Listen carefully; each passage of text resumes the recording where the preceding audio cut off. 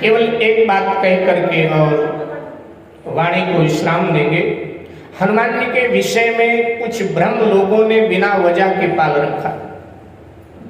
बिना वजह कई लोग ऐसा कहते पाए जाते हैं कि जी हनुमान जी की आराधना उपासना ब्रह्म बेला में प्रातःकाल नहीं करना चाहिए। क्यों नहीं करना चाहिए? तो कहते हैं कि हनुमान जी थोड़ा व्यस्त रहते हैं, भगवान श्री राम की सेवा में रहते हैं, तो नहीं करना चाहिए। तो कब करना चाहिए? तो कहते हैं कि दोपहर में करना चाहिए। अब दोपहर में हनुमान जी का इंटरवल तो होता नहीं है कि लंच का समय हनुमान जी के होता है कर लो, ऐसा नहीं, ये भ्रम है। तुलसीदास जी ने लिखा है रामायण में कि दम्भिन निजमति कलपिकर प्रगट करहि बहुपंथ जिम पाखंड वादते गुप्त होय सदग्रंथ। कलयुग में पाखंडी नाना प्रकार का पाखंड फैला करके नए नए पंथ खड़ा कर देंगे और जो सदग्रंथ है वो लगभग लुप्त प्राय हो जाएंगे।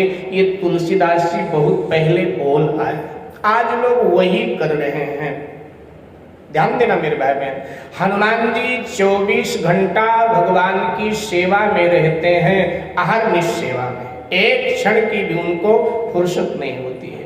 बजरंग पुराण में एक बड़ा सुंदर प्रसंग आता है कि जब भगवान श्री राम राजा बन गए अयोध्या के, तो हनुमान जी सदा उनके चरणों में बैठे रहे। तो अयोध्या का जो राज्य परिवार था उनको थोड़ा हनुमान जी से ईर्ष्या हो गई कि 14 वर्षों के बाद भगवान लौट करके आए, अब न जाने कहां से एक बानर ले आए हैं और बस ये चरण में ही बैठा रहता है, किसी को सेवा का मौका देता नहीं, सारी सेवाएं खुद करता है। ऐसा करें, इसको सेवा से निकाल देते हैं और सारी सेवाएं हम लोग बांट लेते हैं। तो ऐसा विचार किया और फिर सारी सेवाएं राज परिवार ने बांट लिया। प्रातःकाल मंगला आरती से लेकर के रात्रि शयन आरती तक की सब सेवाएं बांट लिया और सूची बना करके कनक भवन के द्वार पर टांग दे।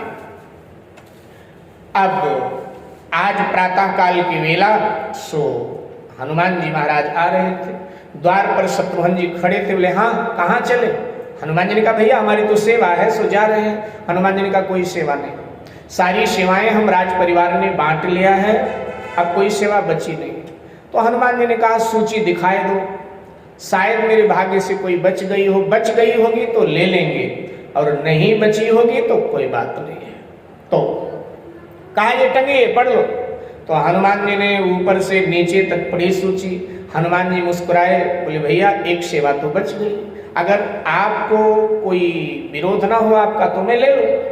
शत्रुघ्न जी ने कहा नहीं नहीं मेरा कोई विरोध नहीं, अगर बची है तो आप ले लो, कोई दिक्कत वाली बात, ले लो, ठीक। तो मैंने ले लिया, जाऊंगी तब ले जाओ। तो गए कनक भवन, प्रणाम किया भगवान। दरबार का समय हो रहा था, सो भगवान सीता जी के साथ उठ करके दरबार की ओर, पीछे पीछे हनुमान जी दरबार में, प्रभु आकर सिंहासनारूढ़ हुए माँ के साथ, हनुमान जी चरणों में अपना बैठ गए। सुबह बीती, दोपहर बीता, शाम बीती, रात हो गई, दरबार को विश्राम दिया गया और भगवान श्री सीताराम जी उठे, अपने महल की ओर चल पड़े। सभी लोग अपने अपने घर की ओर, हनुमान जी पीछे पीछे भगवान के। अब जब महल के द्वार पर पधार गए भगवान, प्रवेश करने लगे, पीछे माँ, तो माँ ने मुड़कर देखा, बोले बेटा हनुमान तू यहाँ क्या करने आ रहा है? तो हनुमान जी ने कहा माँ अब हमारी सेवा है तो जहाँ जहाँ प्रभु जाएंगे साथ में जाना पड़ेगा। सीता जी ने कहा बेटा तुझे मालूम नहीं है, राज परिवार के लोगों ने सेवाएं सारी बांट लिया है, तुझे सेवा से बहिष्कृत कर दिया। अच्छा तो मुझे नहीं लगा, लेकिन मैं कर भी क्या सकती थी राज परिवार के बीच में, तो इसलिए सबने बांट लिया सेवा, अब कोई सेवा नहीं बची। तो हनुमान जी हंस पड़े, बोले माँ आपने जिस पर कृपा किया हो, आपने ही तो मुझे कहा था कि सदा रघुनाथ जी तुझ पर स्नेह करेंगे, सदा रघुनाथ जी की सेवा तुझे मिलेगी। तो जब आपने ये कह दिया हो तो मुझे सेवा से दुनिया में भी कोई निकाल नहीं सकता। माँ एक सेवा बची, मैंने ले लिया। कौन सी बची? तो कहा जब प्रभु जमाई लेंगे ना, अपन चुटकी बजाएंगे बैठ करके, तो कहा अच्छा ये बच गई है, हाँ मैं सूची पढ़ के आया। सीता जी ने कहा ठीक है फिर तो ले लेते, तो यहीं बैठ जा ड्योढ़ी पर बाहर, और जब भगवान अंदर जमाई लेंगे मैं तुझे बुला लिया करूंगी, चुटकी बजा के यहीं फिर बैठ जाया करना। हनुमान जी ने कहा माँ ये कैसे हो सकता है, कहीं आप सो जाए और भगवान जमाई ले, फिर कैसे ये मामला बनेगा, इसलिए माँ बाहर नहीं, मैं तो भीतर चरणों में ही बैठूंगा और भगवान के मुखमंडल का दर्शन करता रहूंगा, जैसे वो जमाई लेंगे अपन चुटकी बजाया करेंगे। तो कहा कि ठीक है बेटा फिर तो आके बैठ जा। और एक सेवा के बहाने श्री हनुमान जी महाराज मेरे भाई बहन भगवान के चरणों में विराजित हो। तो हनुमान जी 24 घंटे भगवान की सेवा में रहते हैं, उन्हें 1 मिनट की फुर्सत नहीं। लेकिन इसका ये मतलब नहीं कि हम भजन करें, हनुमान जी स्वीकार करें। हनुमान जी देवता है।